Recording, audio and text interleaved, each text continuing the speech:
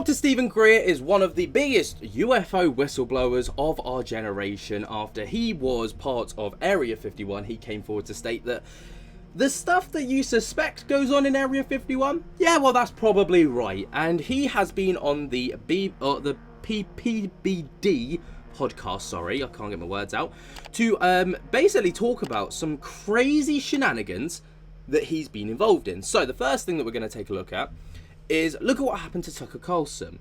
He had a whole bunch of disinformation people come to him and provided him with an enormous amount of false information. Dr. Stephen Greer says that Tucker Carlson has been misled by misinformation. Now, I mean, this is it's not a very, bold take, because, of course, information comes out. People like myself, other YouTube channels like, let's say, Stephen Harloff, Vetted, we just put it out. And 9 times out of 10, it could just be misinformation. But we try to look at the credible sources for the information. But sometimes you can't always have it your own way. Anyway, let's take a look at this clip. Now look what happened to Tucker Carlson.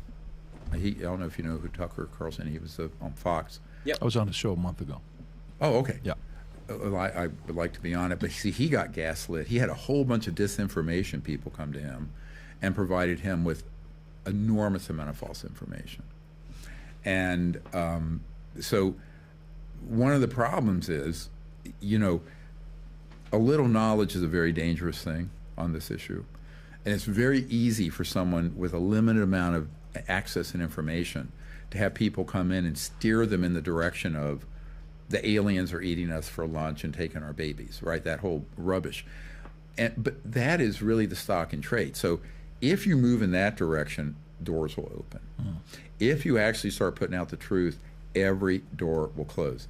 Now look what happened to Tucker Carlson. Now, this obviously isn't shout from the rooftops news, is it? Because we're obviously well aware that disinformation within this kind of field, not just this field, but anything, kind of controversial, a bit taboo, is, it's going to be surrounded with chaos and disinformation and people trying to steer you the wrong way. And, it's 9 times out of 10 the people that don't want or know that you could be on the right track, that'll put people in your way to steer you off the right track, if that makes sense. So, for example, if you were you were sniffing around and you were about to expose, the president had an affair, hypothetically, this is all hypothetical, and then someone clocks on about it, maybe the president, he's like, go and tell so-and-so, because instead of just taking that person out, that raises a lot more questions. Go and whisper in their ear and put them on the wrong track, and then, be like, these sources are invalid, they're wrong, it was actually the assistant that had the affair, I don't know, something ridiculous like that. It's just the world that we live in, and it's a very popular gaslighting technique to try and, again, hide the true information. But that's not the craziest thing that Stephen Greer said on this PBD podcast. Instead, he said that he's had 4 people in his team killed. And he opens up to say that members of his team have been murdered to enforce the UFO cover-up. This is probably the boldest claim you're going to hear ever. I've had 4 people in my team killed. 4 people in your team killed? I have. And when Mr. Grush was asked about this at the House Oversight hearing last year, he said yes. And because when Mr. Grush was working with people that I had been briefing to give information so he could begin to drill down on this, but he was not a direct whistleblower witness. He's called a whistleblower, but he's not. He didn't directly deal with the technology or the programs. He was investigating them on behalf of folks that I was given information to.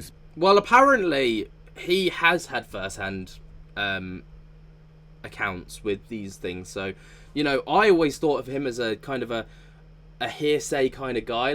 He heard about it and he was like a second-hand witness, if you will. But apparently he's not. Apparently he has had actual eyes-on evidence of these crafts and pilots that he spoke about. Tell them where to go. Like I told them exactly where to go in the high desert of California to find this stuff, or wherever. So, but someone asked, one of the members of the committee, I think it was Congressman Burchett, who I've been working with, asked, well, have people been killed? And of course, a few months earlier, I think it was January of last year, there was a peripheral person on that team who was killed because he stuck his nose in the wrong place. So people are very naive, frankly, if they don't think this kind of corrupt power.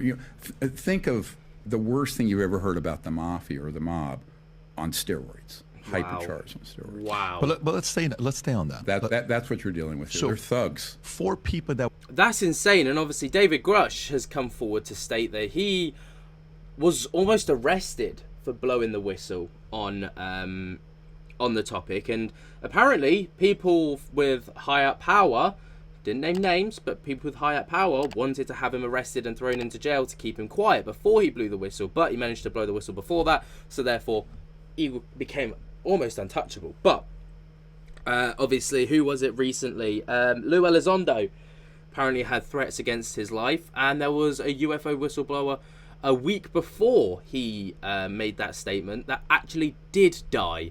Now, there isn't any kind of links between foul play there.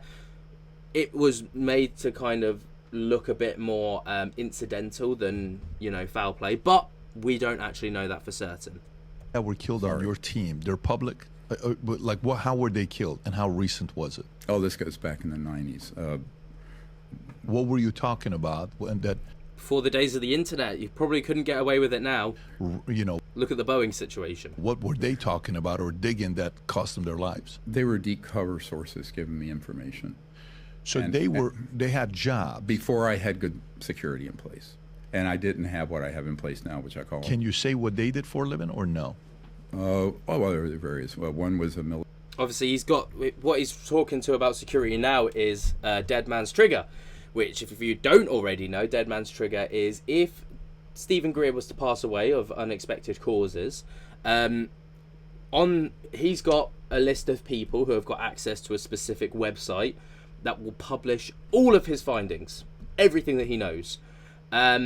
And basically that information will spread far and wide. It will get shared, of course, through YouTubers, TikTokers, social media platformers, the press, the news. It will go viral overnight, and there'll be nothing that anyone can do about it.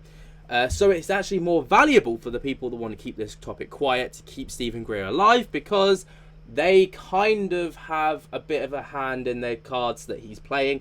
But really, Stephen Greer's got the trump on all of this. Military, naval intelligence guy. One was CIA. And one was an assistant of mine. It was an assistant of yours. A good friend. How did he get killed? She. How did she get killed? It was basically a chemical weapon that was induced a very aggressive cancer very quickly. Oh my God! And, I have an FBI lady on my team who's a special agent. And she said, we have 150 substances like that. 150 substances to inject cancer into somebody. Oh Or my brush up against God! someone or do something that will kill them. Yeah. That's all it takes. What? No! Why is the clip ended there? Oh my! That's terrifying. That all it takes is for them to just brush up against you. That's it. Game over. It's like what was that show on BBC that came out recently about the true stuff? It was David Tennant played it. Litvinenko. I'm pretty sure it was Litvinenko, which was of course the Russian spy, or double agent I suppose, who came over to the UK, and he was poisoned to death.